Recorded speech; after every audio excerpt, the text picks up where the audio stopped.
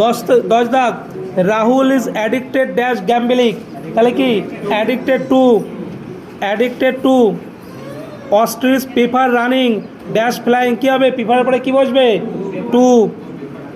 Choose the correct proverb barking dog seldom bite, আমরা বলি যে ঘেউ ঘেউ করে সে কি যত গড়ছে তত বর্ষায় না আর কি। বার্কিং ডগ সেলডম বাইট, তাহলে এখানে এই প্রভাবটার মধ্যে কোনটা সঠিক, চারটে অপশান দেওয়া আছে। বার্কিং ডগ সেলডম বাইট আমরা জানি এইটাই, কিন্তু এখানে কোনটা সঠিক হবে না C barking dog seldom bite, এই sorry D D D D D D barking dogs seldom byte.